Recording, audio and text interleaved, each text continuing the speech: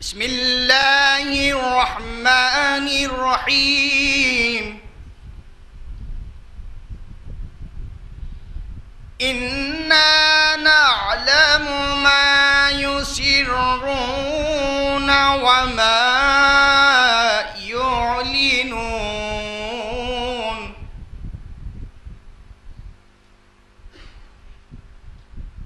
أَوَلَمْ يَرَ الْإِنسَانُ أَنَّا خَلَقْنَاهُ مِنْ نُطْفَةٍ فَإِذَا هُوَ خَصِيمٌ مُبِينٌ.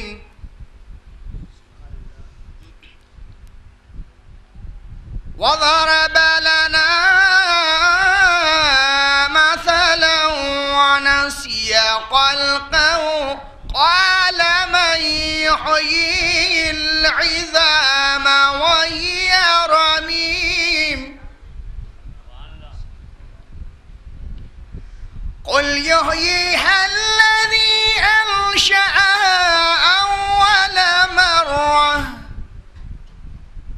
وهو بكل خلق عليم. الذي جعل لكم من الشجر الأخضر نارا فإذا أنتم منه توقدون.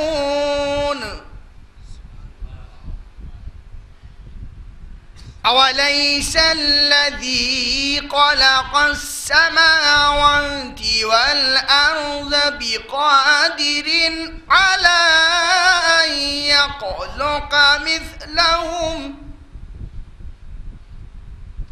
بلى وهو الخلاق العليم.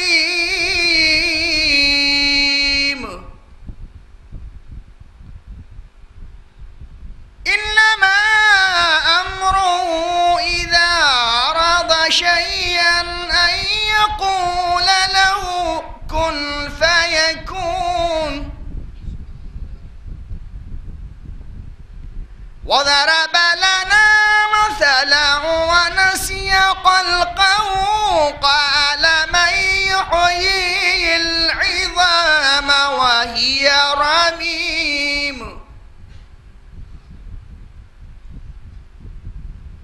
إنما أمره إذا أراد شيئا أن يقول له كن فيكون. فسبحان الذي بيده ملكوت كل شيء وإليه ترجعون. صدق الله العلي العظيم وصدق رسوله النبي الكريم.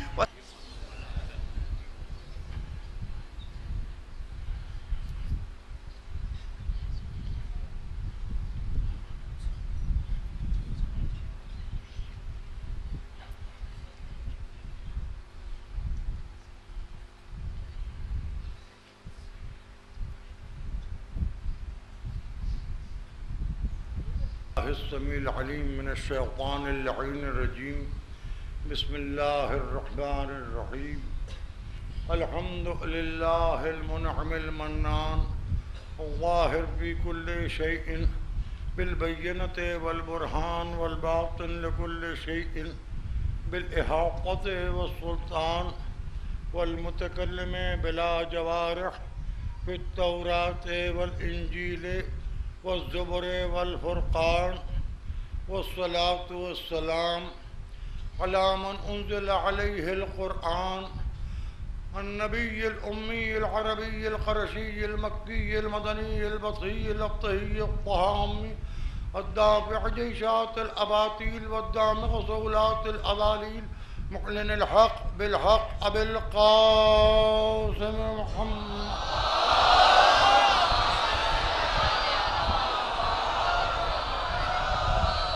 وعلى أهل بيته الطيبين الطاهرين المعصومين المظلومين الذين أذهب الله عنهم الرجس وطهرهم तत्हीरा।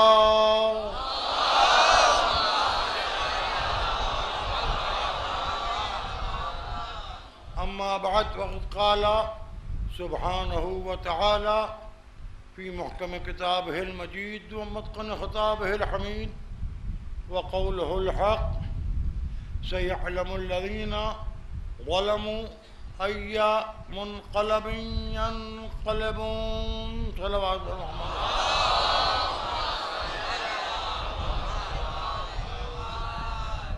हज़रात, अल्फाज़ कुरान की तिलावत का शरफ हासिल हो रहा है।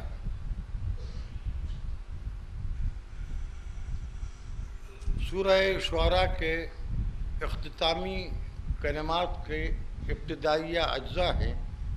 अनक़रीब जुल्म करने वालों को ये इल्म हो जाएगा कि वो कौन सा निज़ाम जुल्म व सितम के मुखालिफ रब है, अल्लाह है, जिसकी ताकत इनके जुल्म व सितम व इस्तिबदाद को के ख़िलाफ़ एक इनकलाब बर्पा कर देगी। गुफ्तगू का मौजू है जालिम और मज़लूम। मैं इधर कुछ नर्वस सा महसूस कर रहा हूँ अपने आप को। जालिम को जालिम कह के आइडेंटिफाई करना बहुत दुश्वार है। जालिम से मुलाकात करके ये कहना पड़ता है कि आपसे मिलकर बहुत खुशी हुई, आपने ईमान ताज़ा कर दिया, वगैरह वगैरह। कोई किसी जालिम से ये कह नहीं पाता कि आप जालिम हैं। जालिम को वीआईपी कहा जाता है।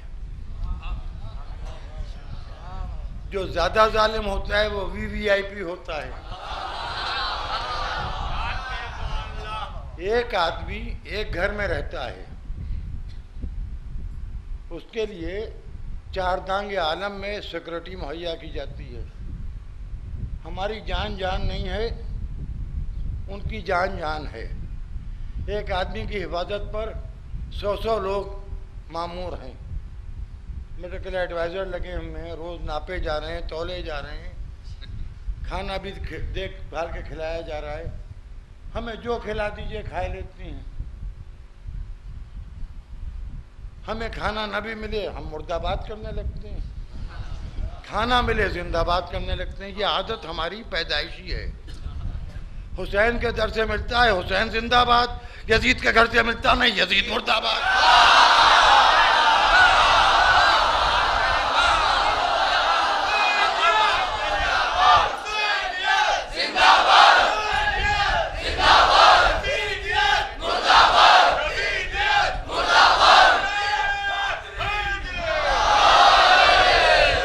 यानी सारा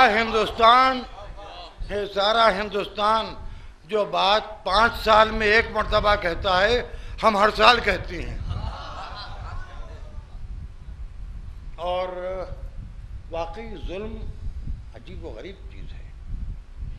मैं आपसे सिर्फ यही गुजारिश कर सकता हूँ, आप नौजवानों से, आपसे, कि आप अपने ऊपर जुल्म न कीजिए। मजहब को ज़ातियात न बनाइए, ज़ातियात को मजहब न बनाइए। नारों का भी एहतराम कीजिए, अपने लिबास अज़ा का भी एहतराम कीजिए। काली कमीज, काला कुर्ता पहन लेना आसान है, उसको निभाना आपका फरीज़ा है। अपने कपड़ों को नजिस न होने दीजिए। आपको मस्जिदों में भी जाना है, अज़ाखानों में भी जाना है। आप अपने बैनर, झंडियाँ, झंडे बहुत एहतियात से रखिए, उनको नजासतों से बचाए रखिए। पुलिस नजिस है, इसका हाथ न लगने पाए, मैं आपको बता देता हूँ।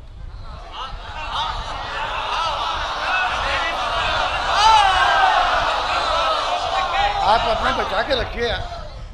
ये आज आए कल चले जाएंगे, इनकी क्या औकात है? ये सरकारी मुलाजिम है, इनसे हमें आपको क्या लेना देना है? ये आज यहाँ कल वहाँ परसों वहाँ, आप यहीं पैदा में, इंशाल्लाह हम यहीं मरे। जी हाँ, हम आपकी अपनी फिक्र में पड़े हुए, हमें या हुसैन कहना है, बेतुकी अजान हमें नहीं अच्छी लगती है। जो जिनों की जो ड्यूटियां हैं वो पूरी होना चाहिए। उसके बाद फिर देखा जाएगा, साल भर पड़ा हुआ है। 7वीं मुहर्रम साल भर के बाद आएगी, 8वीं मुहर्रम साल भर के बाद आएगी, शब आशूर साल भर के बाद आएगी, रोज़ आशूर 1 साल के बाद आएगा। हम आपको सिखा के मर जाएंगे, बाद में याद कीजिएगा कोई था तो याद आएंगे, आपके ख्वाबों में भी आएंगे। हाँ, इतनी आसानी से पीछा नहीं छोड़ेंगे। ये बच्चे जो हमें सुन रहे हैं, इनके ख्वाब में हम दिखाई देंगे, हमेशा ताल कटोरे करबला में नमाज पढ़ते मस्जिद पढ़ते ही दिखाई देंगे। चाहे हमें जुआ खेलते आप ख्वाब में भी नहीं देखेंगे, जुआ खेले ही नहीं। शराब पीते आप हमें ख्वाब में भी नहीं देखेंगे, कभी खुदा न करे शराब छुई नहीं। आपने जो करते हैं हमें देखा है, वही हम ख्वाब में भी आएंगे ना। ए भाई, हम क्या करें? हम कुछ कहना भी नहीं चाहते, कुछ कहना भी चाहते हैं, बोलना भी नहीं चाहते, चुप भी नहीं रहना चाहते। हम खुद बहुत कंफ्यूज हैं, अपनी बात कर रहे हैं। हर मामले में दखल भी देना चाहता हूं मैं, और किसी मामले में मुलव्वस भी नहीं होना चाहता। सबका भला भी बना रहना चाहता हूं, सबको बुराई से रोकना भी चाहता हूं। चाहता ही हूं कि झूठ ना बोलिए, लेकिन निहायत तकलीफ होगी आपसे बात करके। कहूंगा यही कि आपसे मिलकर बहुत अच्छा लगा। अरे अखलाक का नाम झूठ है। सारा गुस्सा नई नस्ल पर उतारता हूं आप ही लोगों को। अब यहाँ काले बाल भी तो बड़ा मसला है भाई, बाल इनके भी काले हैं, मसलन आपके भी काले हैं। आपने काले किए हैं, जैसे मैंने दाढ़ी, मैंने अजी हाँ, किसी ने सर काला किया, किसी ने मुंह काला किया।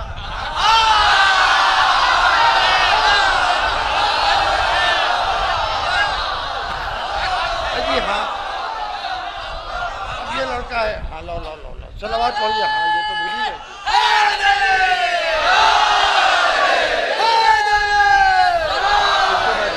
जब हम मांगे तो देना, सलावत पढ़िए बाहर।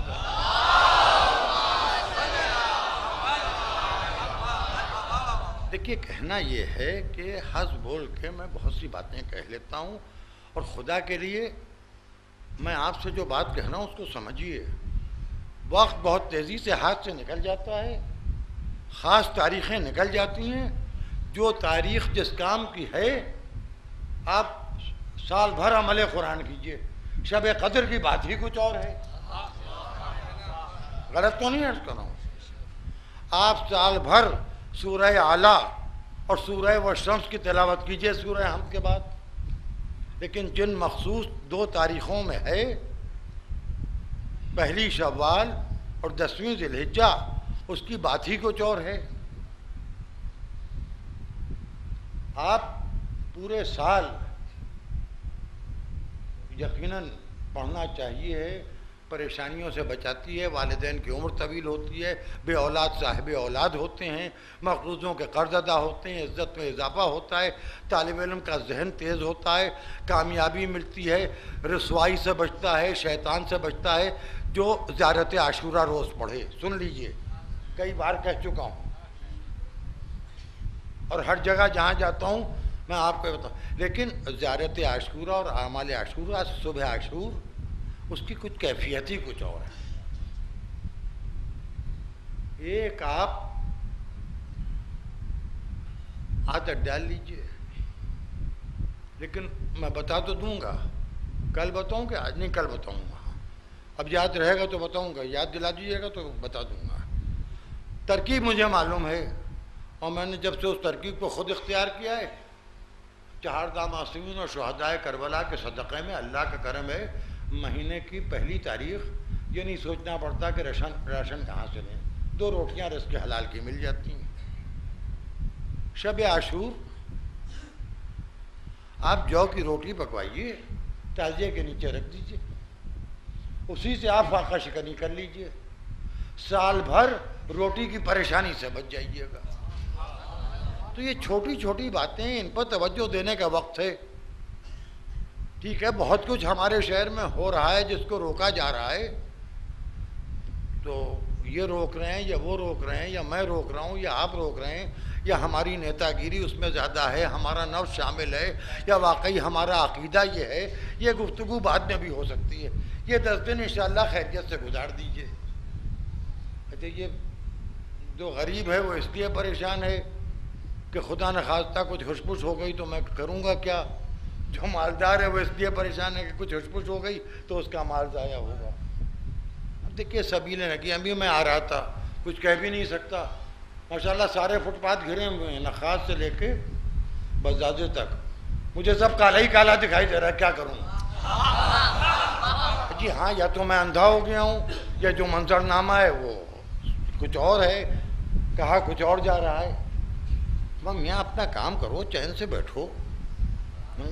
अम्माओं ने इसलिए नहीं पैदा किया है कि रोज़ पुलिस से झगड़ा करो। हाँ, ये बुढ़ियाँ बैठी हैं, ये परेशान होती हैं। हाँ, और क्या, अभी वो तो माँ है, इसीलिए जन्नत माँ के कदमों के नीचे। बाप गुस्से में कहता है घर से निकल जा, माँ कहती है मेरे भैया घर में चला। आज तक हमें कोई अम्मा नहीं मिली जो बेटे की बुराई करती हो।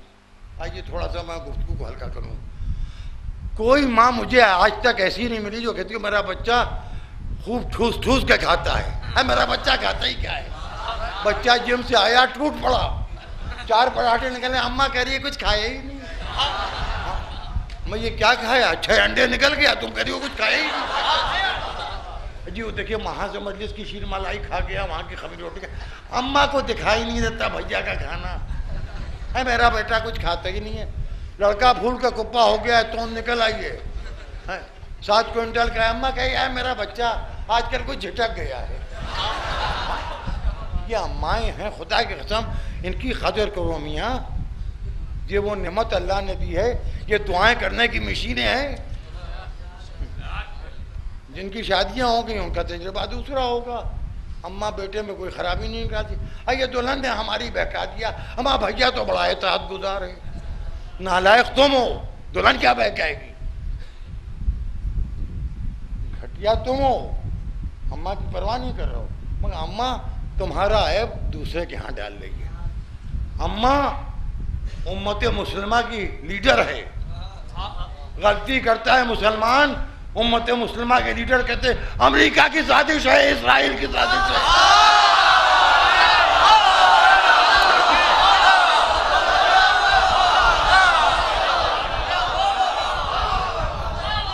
जी 15 आदमी बैठे हैं हमारे यहाँ, 40-50 इधर टहलने, हम है कि इस्राइल अमेरिका लिए पड़े हमें। मालूम होता है कि यहूदुल बर्ग को और ओबामा को कोई काम ही नहीं सिवाय हमारी मर्जी से सुनने के। हाँ, ओबामा काला है तो सोच लिया मुहर्रमी रंग का है तो शिया होगा। और यहूदुल बर्ग का क्या नाम है उसका, यहूदी। खुदा गारत के हिंदुस्तान में और लखनऊ में यहूदी बहुत हैं। मुलायम सिंह के बसाए हुए, आजम खां के बुलाए हुए, अखिलेश यादव के मेहमान यहूदी। अरे भाई हमारा मुल्क है, हर मजहब के लोग यहाँ रहते हैं, ये कोई इस्लामी मुल्क नहीं है। हर मजहब के लोग रहते हैं, हर मजहब के लोगों को अपने मजहब के मुताबिक ज़िंदगी गुजारने का हक था, है और इंशाअल्लाह रहेगा। और आप तादाद में अब कम नहीं हैं, बुरा न मानिएगा, आप अक़लियत नहीं रहे। जब आपने कहा या हुसैन, दुनिया ने आपका साथ दिया। जब आपने कहा यजीद बुरा था, दुनिया ने आपका साथ दिया। आप अक़लियत में कब हैं? मेरे इल्म में कोई ऐसा शख्स नहीं है जो यजीद की तारीफ कर रहा हो, जो हुरमुला की तारीफ कर रहा हो, जो उमर साद की तारीफ कर रहा हो, जो सिनान इब्न अनस की तारीफ कर रहा हो, जो खुली की तारीफ कर रहा हो, जो इब्न ज़ियाद की तारीफ कर रहा हो, जो यजीद के बाप की तारीफ कर रहा हो, जो हुरमुला के बाप की तारीफ कर रहा हो। मेरे इल्म में नहीं, आप अक्सरियत में हैं। आप हुसैन को प्यासा मानते हैं? दुनिया पूछती है पानी किसने बंद किया था? हिंदुओं ने? नहीं। यहूदियों ने? नहीं। ईसाइयों ने? नहीं। बुद्धिस्टों ने? नहीं। वो भी कलमा पढ़ने वाले थे। वैसे ही होंगे जैसे ISI इसके लोग हैं आजकल। हाँ ऐसे ही थे भाई। ये शैतान की उर्फियत हैं, यजीद की उर्फियत हैं। अब लोग सब समझ गए हैं। हाय हाय हाय हाय, बड़े सख्त वक्त में आ गया हूं। अजी सुने लीजिए, अब जो होता है कुछ तो हो जाए, अब क्या करें। अजी हाँ, जबान काबू में नहीं आ रही है। कल हमने कहा था अबू बकर हराम ज्यादा है, आपने कहा गलत।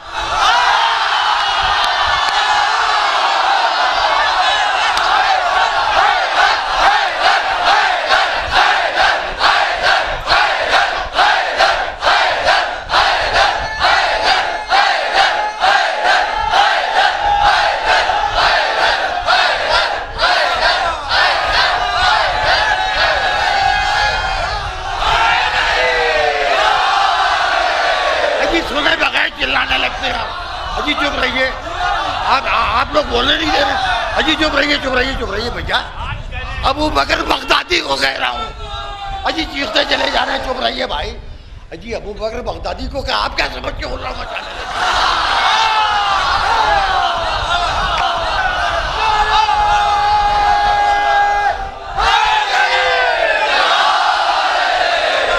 मदनी और है, बगदादी और है।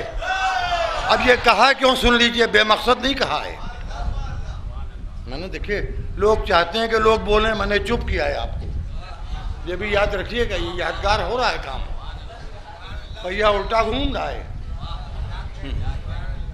गांधी हिंसा पर आमादा है, सुभाष चंद्र बोस जो हैं वो अहिंसा की बात कर रहे हैं, उल्टा भैया घूम रहा है। ये भी मैंने कुछ कहा, जो समझे वो मुस्कुरा दिए, जो नहीं समझे उनके सरों पर से निकल गई। कभी कभी ऐसा भी होता है कि गांधी तशद्दुद पर आमादा हूँ और आज़ाद हिंद फौज जो है वो अहिंसा की बात करने लगे। दोनों हैं हिंदुस्तानी। चलिए, किस्सा सिर्फ ये है कि आज मेरे बड़े बेटे से, इनसे अब्बास नासिर सईद से, किसी साहब ने कहा, लिख के पूछा क्या किया। बिहारुल अनवार में एक रवायत है कि बीबी सैयदा सलामुल्लाह अलैहा की नमाज जनाजा सिद्दीक़ अकबर हजरत अबू बकर ने पढ़ाई थी। तो होगा होगा, तो सवाल बेटे से हुआ, जवाब बाप देगा। अजी जिनका बाप ना हो वो चुप के बैठे।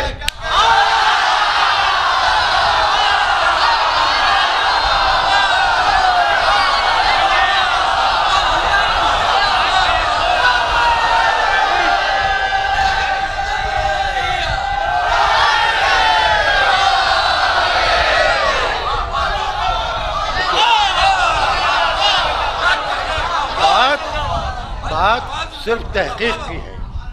जाहिर है कि ये 25, 26, 27, 28 साल की उम्रें अभी सीखने की हैं। कुछ जो जिसी का है वो दोहरा भी देती हैं।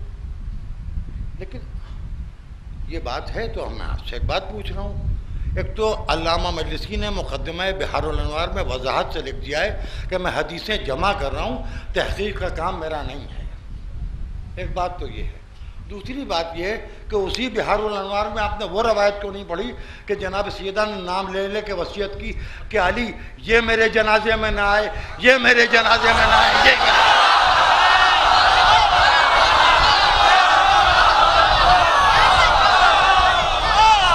ये रवायत क्यों? आपको आप या तो अल्लामा मजलिसी की गलती निकालना है, नौज़ो बिल्लाह, तो ये भी हमारी आपकी औकात से बड़ी बात है। और या फिर आप ये कहना चाहते हैं कि सिद्दीक़ अकबर ने फातिमतुज़ ज़हरा की नमाज जनाजा पढ़ाई थी, तो पढ़ाई होगी, मुझे उस पर कोई एतराज़ नहीं। लेकिन ये उस वक्त मुमकिन है जब ताल्लुकात अच्छे हों। जी हमारे अहले सुन्नत से ताल्लुकात अच्छे हैं, इसका यह मतलब कब है कि अली और अबू बकर के भी ताल्लुकात अच्छे थे।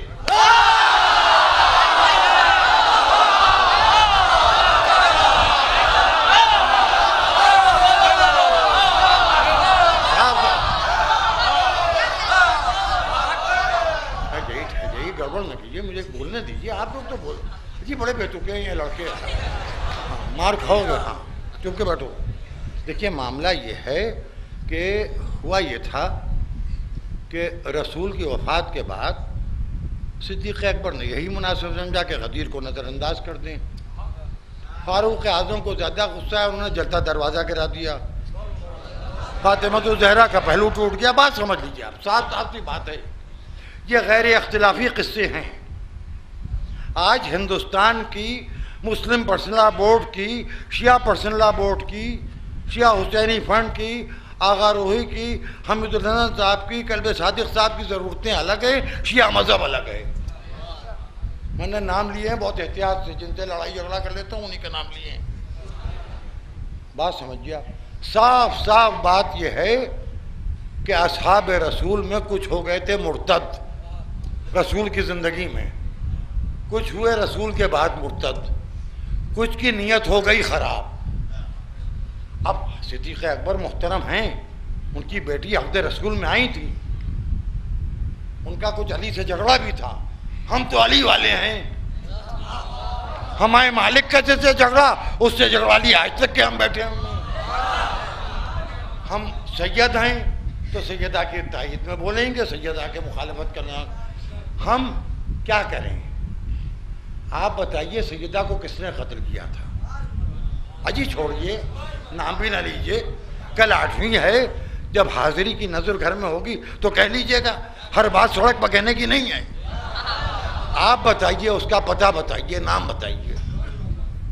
ये कोई बात नहीं हुई भाई कि एक मिनिस्टर आ गया हमारी आपकी मर्जी के खिलाफ चल रहा है तो उस पर लानत, और सैयदा के कातिल पर लानत ना हो।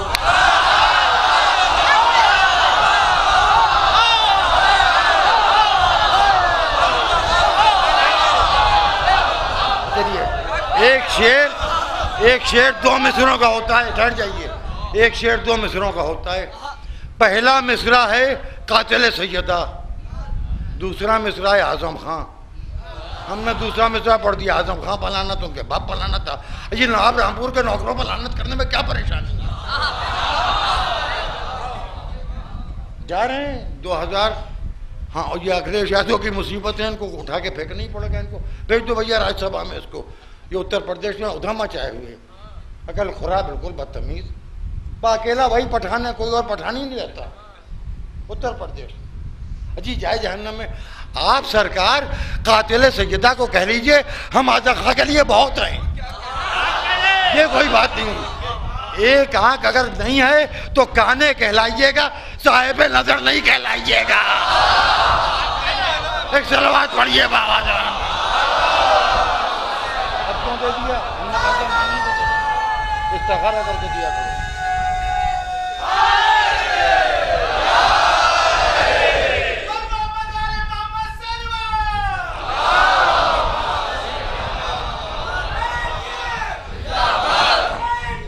जिंदाबाद, जिंदाबाद, जिंदाबाद, जिंदाबाद, मुर्दाबाद, मुर्दाबाद, मुर्दाबाद।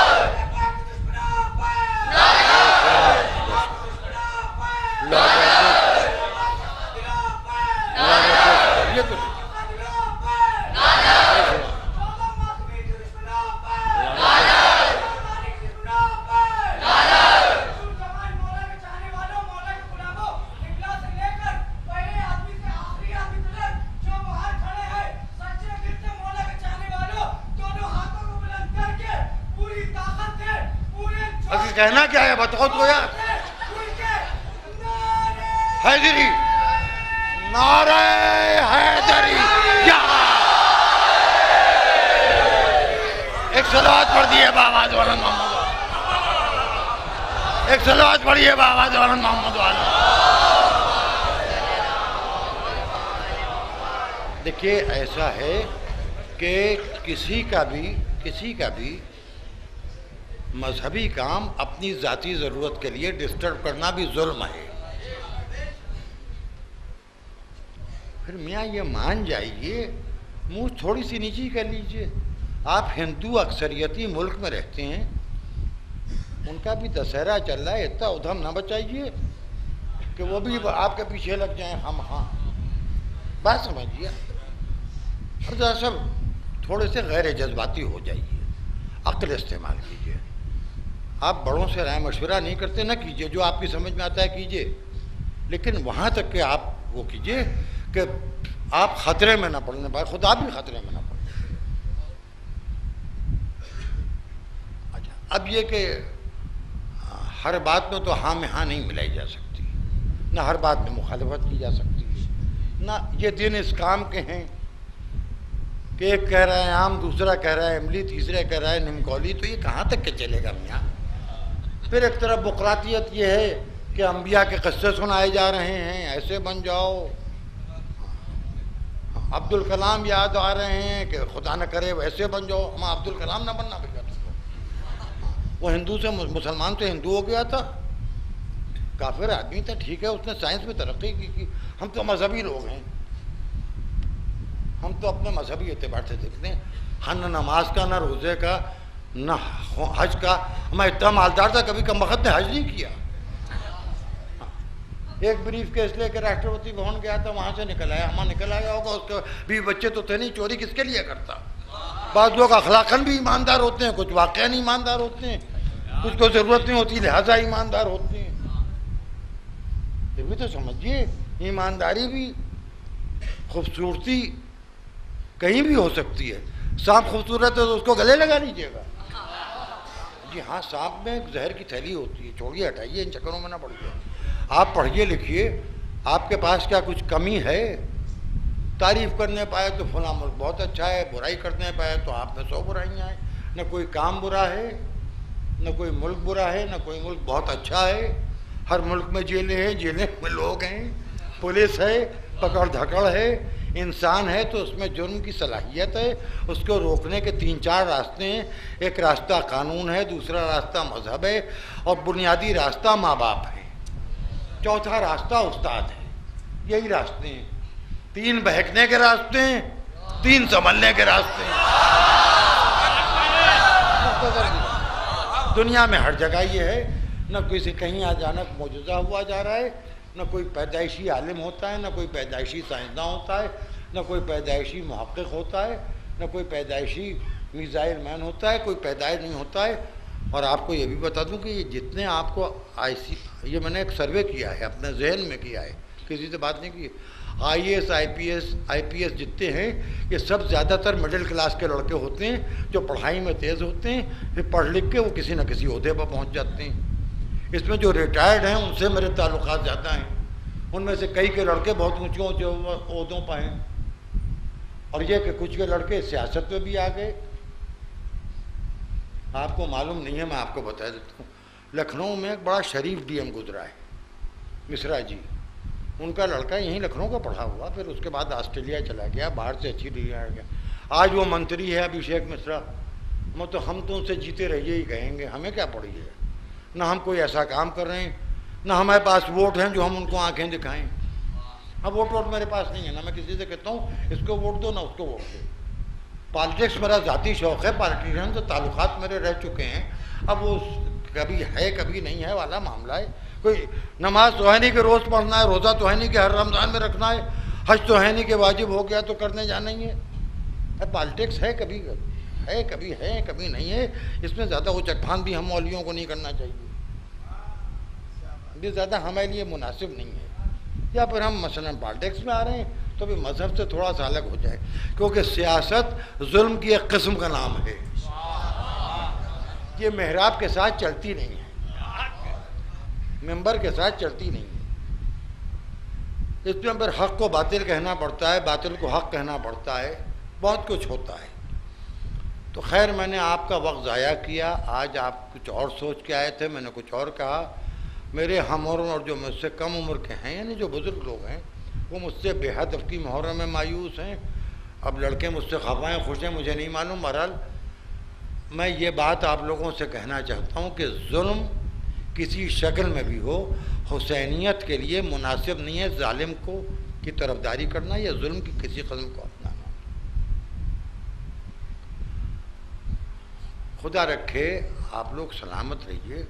आप आज़ादारी हुसैन की कीजिए, आपका हक़ है पैदाइशी, लेकिन ये समझ के कीजिए कि आपको आज़ादारी के साथ साथ बीमारों का भी ख्याल रखना है, बूढ़ों का भी ख्याल रखना है, जो छोटे बच्चे हैं उनका भी ख्याल आप ही को रखना है। और आसानियाँ सिर्फ हमारे आपके लिए नहीं होना चाहिए, हमें दूसरों को भी आसानी देना चाहिए। और आलमी सतह पर इस वक्त दुनिया हमारी तरफ इसलिए देख रही है कि सब हंसते हैं तो दुनिया उनकी तरफ देखती है, हम रोते हैं तो दुनिया हमारी तरफ देखती है, कोई किसी का खून बहाता है तो दुनिया उसकी तरफ देखती है, हम खून का हदिया पेश करते हैं तो दुनिया हमारी तरफ देखती है। भाई न्यूज़ इससे बनती है कि फुला ने फुला को मार डाला, यहाँ न्यूज़ इससे बनती है कि फुला ने कमा का मातम किया, जंजीर का मातम किया, इतना सीना जनी की कि सीने से खून निकल आया, इतना रोए कि आंसू बहने लगे। आज आपको कई चीज़ों की जिम्मेदारी संभालना है। मेरे पास कोई प्लेटफॉर्म नहीं है कि मैं आपको एड्रेस कर पाऊँ। आप मुझे ना मिलती हैं ना आपको फुर्सत है। आप अपने अंदर जिन लड़कों में लिखने की सलाहियत है, उनकी इंग्लिश हिंदी रिफाइंड है, आपको खुद रिपोर्टिंग करना चाहिए। मैं आपसे शिकायत कर रहा हूँ, नौजवानों से, पढ़े लिखे नौजवानों से। कल मैंने कहा था सन 1960 में गाय के गोश्त के खिलाफ फतवा मौसूल हकीम आयतुल्लाह हकीम कहा गया। आज किसी अखबार में उसका जिक्र नहीं है। अखबारी रिपोर्टर अटकल से रिपोर्टिंग करते हैं, या फिर उन्हें 1500 का लिफाफा दीजिए, 2000 का लिफाफा दीजिए, अपनी न्यूज़ बना के खुद उनके दर दौलत पर जाइए, या अपने चमचे उनके पीछे लगाइए। वो मेरे पास है ही नहीं तो कहाँ से लाऊं? जी हाँ, जब हराम का माल नहीं है तो चमचे कहाँ से आ जाएंगे? साफ साफ सुनिए, कोई रिपोर्टिंग हुई नहीं। मैंने शिया फिरके की आईडी बताई थी हिंदुस्तान में। इसको अगर न्यूज़ बनेगी कि हमारे मजहबी रहनुमा ने सन 1960 में हमें हिंदुस्तान में गाय के गोश्त खाने को मना किया है, तो गांव देहात में रहने वाले 10 अज़ादारों को उसका फ़ायदा पहुंचेगा। आपने गौर नहीं किया मेरी बात पर। आप समझे कि एक नुक्ता है, वाह वाह कर दी, सलावात पढ़ दी, नारे हैदरी के बाद घर निकल लो, पत्नी गली से पूछ ली गई। ये जिम्मेदारी आपकी है भाई, ये कोई बात नहीं हुई। अच्छा, आप पढ़े लिखे जो लड़के हैं उनसे नहीं कहूँगा तो किससे कहूँ? बलोचपुरे में जाके आवाज़ लगाऊँ? कहाँ जाऊँ? कसाई भाड़े जाऊँ? कहाँ जाऊँ? जी आप ही से कहूँगा। आपकी जिम्मेदारियां हैं जिन्हें आप नहीं महसूस करेंगे और आपको एहसास मैं नहीं दिलाऊंगा तो एहसास दिलाने वाले कहाँ से आएंगे? चर्च से आएंगे, मंदिर से आएंगे, गुरुद्वारे से आएंगे। हमारा ही काम आपको एहसास बनाना है। मैंने आपकी जिम्मेदारियां आपको सौंपना शुरू कर दी, और हो सकता है कि ये आखिरी वक्त की अलामत भी होती है, लेकिन खुदा के लिए आप अपने मज़हब को मज़हब समझिए, अपनी ज़ाती ज़रूरतों को ज़ाती ज़रूरतें समझिए। दोनों चीज़ों को मिलाइए नहीं। सब कुछ हमें मज़हब के हवाले से मिलता है। अज़ाए हुसैन की नेमत में इजाफा होता चला जा रहा है बिहम्दिल्लाह। हर साल से ज़्यादा इस साल माशाल्लाह पूरी दुनिया में यही सुनने में आ रहा है कि माशाल्लाह ज़ाकिर बढ़ रहे हैं, नोहा खान बढ़ रहे हैं, अज़ादार बढ़ रहे हैं, मातम ज़्यादा हो रहा है, मजलिसें ज़्यादा हो रही हैं, तबरुक ज़्यादा तकसीम हो रहा है। 2 महीने 8 दिन हर मज़हब के आदमी के आप मेज़बान बन सकते हैं हुसैन के सदक़े में। और खुदा का शुक्र है कि हुसैन बादशाह के रियाया भूखी नहीं रहती। हुसैन बादशाह की रियाया भूखी नहीं रहती। फाके होते होंगे लेकिन मुहर्रम का चांद देख के फाका शिकनी हो जाती है। आशूर के अलावा एक फाका नहीं करना पड़ेगा, इनके वफादार हो जाइए। रोटियां हुसैन की हैं, अलम अब्बास का है, सदका हसन का है, खैरात मासूमा आलम की है, उम्मुल बनीन की औलाद खिला रही है, वफादारों के बच्चे खा खा के जवान होते चले जा रहे हैं। मुख्तसर सी कहानी है, और जिसकी खाइए उसी की गाइए, ये दुनिया का तरीका है। हम सदक़े हुसैन पर पले हैं। हमारी दुआ है कि आप सब भी सदक़े हुसैन पर पल पल के बूढ़े हों इंशाअल्लाह। और आपकी जो नस्लें आ गई हैं, जो इंशाअल्लाह बच्चे जवान हो गए हैं, उनकी आइंदा नस्लें गिन चलेंगी, सदियों हुसैन के सदक़े पर पलते रहें। हम बनी उमैया बनी अब्बास के सदका खोरों में नहीं आए। और हमें वफादारी का जज्बा अपने में पैदा करना चाहिए। खैरात, सदका, उमूर खैर सब चीज़ों का ताल्लुक़ इसी घराने से। मैंने आपका काफ़ी वक्त खर्च किया। शुरू में असल में मजलिस का ढब दूसरा हो गया था, कुछ आप मेरी ज़बान भी बेकाबू हो गई थी, कुछ आपकी समातें भी ज़्यादा जोश में आ गई थी। मैंने कहा ज़रा सा कूल डाउन कर दूँ, मैंने टेम्परेचर ज़्यादा बढ़ा दिया था। वो मेरे अंदर का टेम्परेचर बढ़ता है जी, बूढ़ा हो गया हूँ क्या करूँ, मेरे अंदर भी एक नौजवान का खून तो है जो बूढ़ा हो गया है, बर्दाश्त हो नहीं पाता है। आप सैयदा के नमाज जनाजा में इमामत गलत क्यों ले आए? ना आप जो सवाल करते ना मैं ऐसी कड़वे जवाब देता।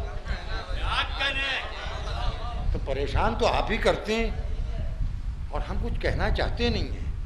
हम अपने बच्चों से कहना चाहते हैं, ए हलाल जादो हुसैन का मातम करो, अपनी माओं के हक में दुआ करो जिन्होंने तुम्हें इस काबिल किया कि फर्श आज़ाए हुसैन पर बैठे हो।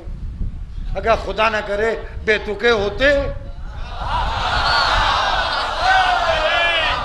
तो काले कपड़े पहनने के बजाय काले कपड़े नोच रहे होते। बस ये बात भी हो गई। अब रोज़ एक तारीख गुजर जाती है और एहसास होता है कि कुछ न फ़ज़ाइल का खैर हक़ अदा ही नहीं हो सकता, लेकिन कोई न नियत भरी, न तबीयत सैर हुई, न मसाइब की। हिल्ले का अमीर एक बेटी के बाप था। उसके दरबार में एक बच्चा दाखिल हुआ जिसका सिन 12-13 साल का था लगभग। बच्चे के चेहरे पर बड़ी परेशानी थी। अमीर हिल्ला ने महसूस कर लिया। उसने अपने खादिमों से कहा कि इस बच्चे को ले जाओ, इसको नया लिबास दो, इसके सामने खाना रखो, पानी पिलाओ। बच्चा खाना खा के पानी पी के तरोताज़ा होके आया कि मुझे हुक्म दो मैं क्या करूं। कहा आज आराम करो, कल तुम्हें काम बताऊंगा। दूसरे दिन अमीर हिल्ला दरबार आम में लेके पहुंचा। बहुत गौर से सुनिएगा। जाते जाते उसने कहा तुम्हारा नाम क्या है? उस बच्चे ने कहा मेरा नाम कासिम है। मगर इससे ज्यादा ना पूछना। कहा नहीं पूछूंगा। कहा तुम हिल्ले में क्यों आए? कहा रिस्क और रिस्क के हलाल और रोजगार की तलाश में आया। अपने दरबार में ले गया। मेरे दरबार में ये काम होते हैं, तुम्हें कौन सा काम पसंद है? जो काम पसंद हो वो करो। कहा मुझे पानी पिलाना बहुत पसंद है। कहा तो पानी पिलाओ। वो बच्चा जो 12 साल का था उसने दरबारे अमीर हिल्ला में पानी पिलाना शुरू किया। पानी पिलाता था। जब कोई पानी पी के सैराब होता था तो बच्चा के लब हिलते थे। अमीर हिल्ला ने एक रोज कहा तुम कहते क्या हो? कहा करबला के प्यासों के ऊपर सलाम करता हूं और पानी बंद करने वालों पर लानत करता हूं।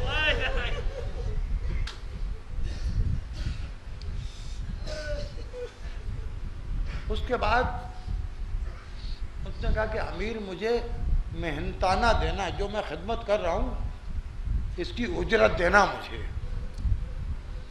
सदका ना देना मुझे। अमीर हिल्ला ने चौंक के देखा, कहा सदक़े से इनकारी क्यों हो?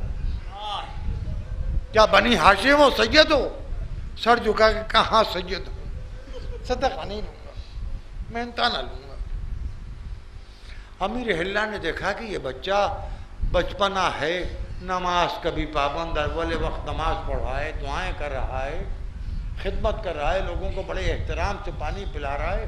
अमीर हिल्ला ने उसको बेहद पसंद किया, यहाँ तक कि वो बच्चा जवान हो गया हमारे तेरे। उसने अपनी इकलौती बेटी का उससे अख्त कर दिया, दामाद बना लिया और फख्र किया कि ये बनी हाशिम का फर्द मेरे घर का दामाद बन गया। एक बेटा पैदा हुआ। बेटा 2 साल का हो गया। ये नौजवान जिसका नाम कासिम था बीमार पड़ा। आखिरी वक्त आ गया। अमीर हिल्ला से कहा कि अमीर अब सुन ले मेरी पूरी बात, आज तक मैंने छिपाया, शायद मुसाफिरत में मौत मुकद्दर बन गई है। मेरी एक माँ है, उसका एक छोटा सा खजूर का बाग है जिससे उसका रस चल रहा है। मैं अपनी माँ से कह के आया था कि माँ तू अपना रिस्क खुद मुहैया करती है, मेरा रिस्क भी तुझे मुहैया करना पड़ता है, मैं अपना रिस्क ढूंढ लूँगा और जब मैं इत्मीनान से आऊँगा तो तेरी खिदमत करूँगा। मौत मोहलत नहीं दे रही है, माँ मेरा इंतज़ार करती होगी। हर ईद पर मेरी माँ अपने हाथ से मेरे लिए कुर्ता बनाती है, मुझे अपने हाथ से कुर्ता पहनाती है। कई कुर्ते मेरे कमसिनी के रखे होंगे, अमीर एक एहसान कर देना, मेरे बाद मेरी माँ के पास महल्ले बनी हाशिम मेरे बच्चे को भेज देना और कह देना कि इंतजार न करे, अब तेरा कासिम वापस ना आएगा लेकिन कासिम का एक बेटा मौजूद है। मैंने ये किस्सा बिल्कुल आपको अलग से सुना दिया। ये वाकया अहदे बनी अब्बास का है, ये बने उमैया के अहद के बाद का है। आज दिन भर आपने किसका मातम किया है? वो कासिम जो अमीर हिल्ला के दरबार में पानी पिलाने के मनसब पर फायज हुआ, वो कासिम जो अमीर हिल्ला का दामाद बना, उसका एक बेटा था जिसे देख के उसकी माँ ने जिंदगी गुजार दी। हाय उम्मे फरवा,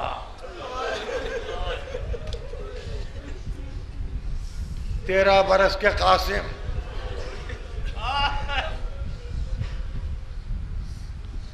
मेरे लाल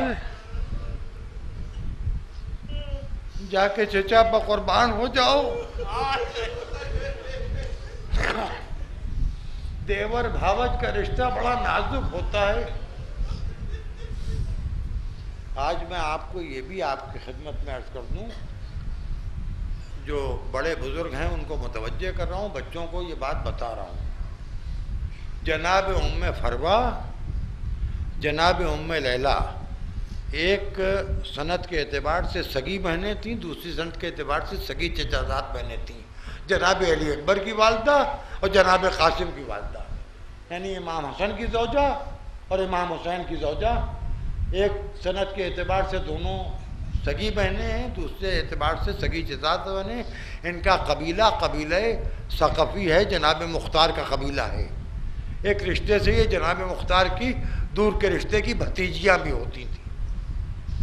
एक एतबार से जनाब मुख्तार की शायद अमजाद थी, यानी चचाजाद थी। बहरहाल ये बात बड़ी आपके लिए अलग की है, लेकिन आपके इल्म में रहे कि ये कोई गैर ख़ानदान नहीं है, घराना एक ही है। और ये तो आप समझते ही हैं कि बड़े लोग घटिया लोगों से न निस्बत लेते हैं न निस्बत देते हैं, ये तो आप जानते ही हैं। अब जनाब कासिम चचा के पास आए। आपने सुबह से मजलिसों में सुना होगा, मरसियों में पढ़ा होगा, नौहों में पढ़ते चले आने, बचपन से सुन रहे हैं, कोई आपके लिए किस्सा नया नहीं है। आखिर में एक तन्हा खैमे में जाकर रोने लगे। इमाम हसन का वसीयतनामा बाजू से खोला,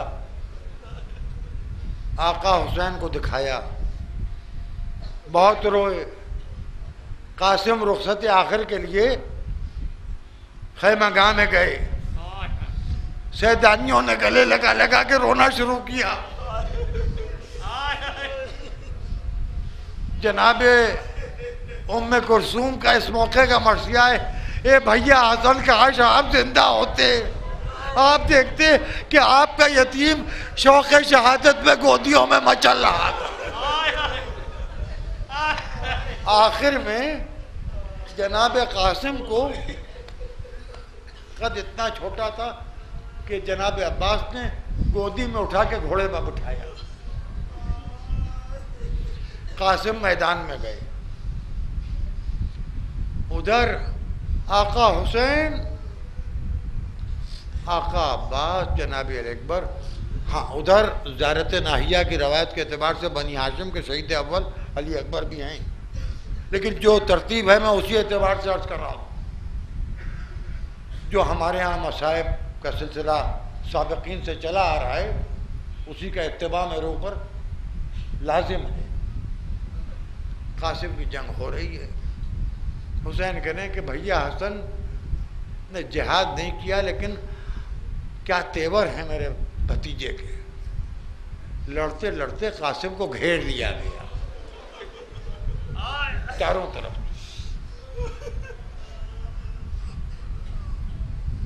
और जब कासिम घर गए तो तलवारें, नेज़े, तबर हर तरफ से फूल से बदन पर हमला होना शुरू हुए।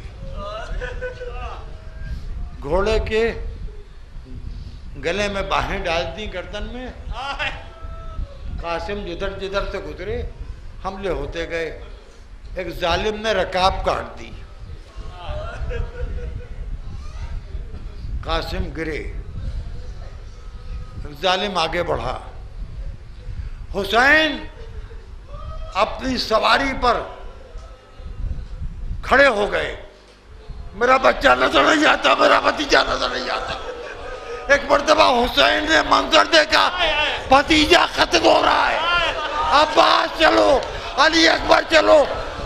कातिल कासिम को मैंने देख लिया। हुसैन बढ़े, अब्बास बढ़े। हुसैन चाहते हैं कातिल कासिम को कत्ल कर दे, जालिम चाहते हैं कातिल कासिम को बचा लें। कासिम जमीन पर पड़े हैं। आपने दिलबर मस्जिदों में सुना है, इधर के घोड़े उधर, उधर के घोड़े उधर। घोड़ों की टापों में कासिम पायमाल कर दिए गए। लाश का कद बढ़ गया। आप बहुत रोए आज सारी मजलिसों में, अब आप रोइए, दिल को संभालिएगा। बाद कत्ले हुसैन उमर साद ने आवाज दी, घोड़ों की नालबंदी की जाए, शहीदों के लाशें पामालों के ऊपर बनवा तरफ के होगी। ए बीबी ज़ैनब, मेरा बच्चा पामाल हो चुका, दोबारा फिर पामाल होगा। चलिए जनाबे ज़ैनब ने अपने को लाशें कासिम पर गिरा दिया। ए मेरे बच्चे, ये पुप्पी तुझे पामाल ना। वाह कासिम।